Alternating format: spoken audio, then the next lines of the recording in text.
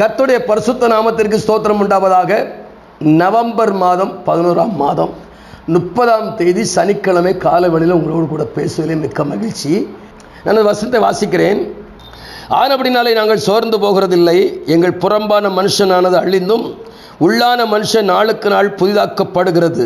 மேலும் காணப்படுகிறவைகளை அல்ல, காணப்படாதவைகளை நோக்கி இருக்கிற நமக்கு அதி சீக்கிரத்திலே நீங்கும் லேசான நம்முடைய உபத்திரவம் மிகவும் அதிகமான நித்திய கனமகிமை உண்டாக்குகிறது.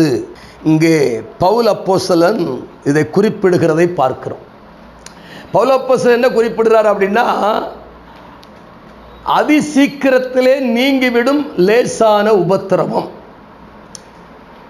அதி சீக்கிரத்திலே நீங்கிவிடும் இந்த லேசான உபத்திரவம் அதிகமான நித்திய கனமகிமை உண்டாக்கும். உபத்திரவம் என்னத்தை உண்டாக்கும்?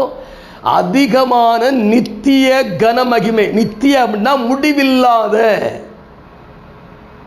இந்த உலகத்தை விட்டு பிரிந்தாலும் அந்த நித்திய கன மகிமையோடு நாம் வாழ்வோம் அப்படின்னு பவுல் ரொம்ப தெளிவா, எதுக்கு? அதி சீக்கிரத்திலே நீங்கிவிடும் இந்த லேசான உபத்திரவம். பாருங்க, உபத்திரவம் எதனால வருது? நிறைய காரியங்கள் இருக்கு. பாருங்களேன், உபத்திரவம் எதனால வருது? தாவீதுக்கு உபத்திரம் வந்துச்சு. அந்த உபத்திரவத்தில் அவர் என்ன சொல்றாரு அப்படின்னா, அவர் சங்கீதம் 119ஆம் சங்கீதத்தில், அந்த வசனத்தை வாசிக்க 119ஆம் சங்கீதத்தில் 71ஆம் வசனத்தில் நான் வாசிக்கிறேன். நான் உபத்திரவப்பட்டது எனக்கு நல்லது. யாரா சொல்ல முடியுமா? நீங்க சொல்லுவீங்களா? இருக்கிற உபத்திரவமே கடந்து கஷ்டப்பட்டுக்கிட்டு இருக்கிற நேரத்தில் உபத்திரவமா? என்னமோ உபத்திரவம் நல்லது அப்படின்ற தாவி சொல்றான். நான் உபத்திரவப்பட்டது எனக்கு நல்லது, அதனால் உமது பிரமாணங்களை கை கொள்ளுகிறேன் அப்படின்னு சொல்லிட்டு, இது 71ஆம் வசனம். 67ஆம் வசனத்தை நான் வாசிக்கிறேன், கவனிங்க. நான் உபத்திரப்படுவதற்கு முன்பு வழி தப்பி நடந்தேன், இப்பொழுதோ உம்முடைய வார்த்தைகளை காத்து நடக்கிறேன். பார்த்தீங்களா? அவ உபத்திரப்படுறதுக்கு முன்னால வழி தப்பி போயிட்டாராம். நிறைய பேர் இன்னைக்கு வழி தப்பி போற காரணம் தெரியுமா? உபத்திரவம் தான். ஆனா அந்த உபத்திரவம் எங்க கொண்டு போகணும்? வழி தப்பி போக விடக்கூடாது.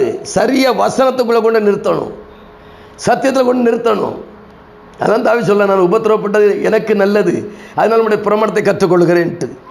இங்க வழி தப்பி திரிறவனை சரியாய் கொண்டு வருவது உபத்திரவன்றாரு.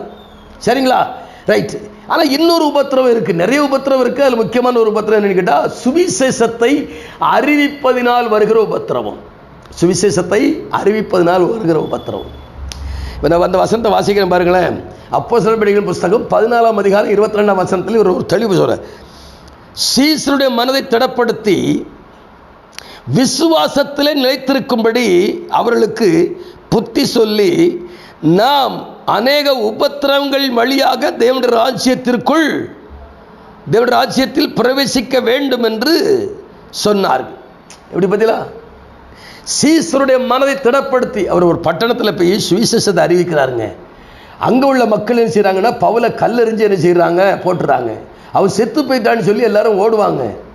ஆனால் அவர் எழும்பி பட்டணத்துக்குள்ளே சீசருடைய மனதை திடப்படுத்தி, நாம் அநேக உபத்திரவங்கள் வழியாக தான் தேவனுடைய ராஜ்யத்துக்குள்ளே போக முடியும். அப்போ உபத்திரவப்பட்டது நல்லது தானே? இந்த உபத்திரவம் அதிகமான நித்திய கனமகிமை உண்டாக்குமா?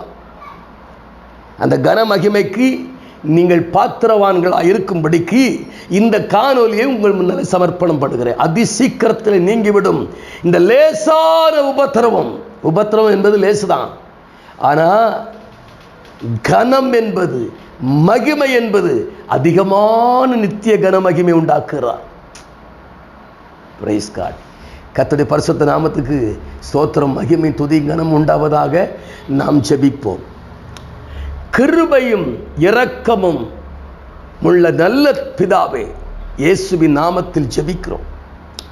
ஆண்டவரை, காண்கிறவைகளுக்காக போராடுகிறதல்ல, காணாதவைகளை நோக்கி இருக்கிற ஆண்டவரே, எங்களுக்கு, நமக்கு, உங்களுக்கு அதி சீக்கிரத்தில் நீங்கிவிடும் இந்த லேசான உபத்திரவம் அதிகமான நித்திய கனமகிமை உண்டாக்குறது என்ற வசனத்தின் அடிப்படையில் எங்களை ஒப்பு கொடுத்து நாங்கள் ஜெபிக்கிறோம். பொறுப்படுங்க, ஆசீர்வதிங்க, பெரிய காரியங்களை செய்யுங்க. இயேசுவின் நாமத்தில் ஜெபிக்க நல்ல பிதாவே, ஆமேன், ஆமேன். God bless you.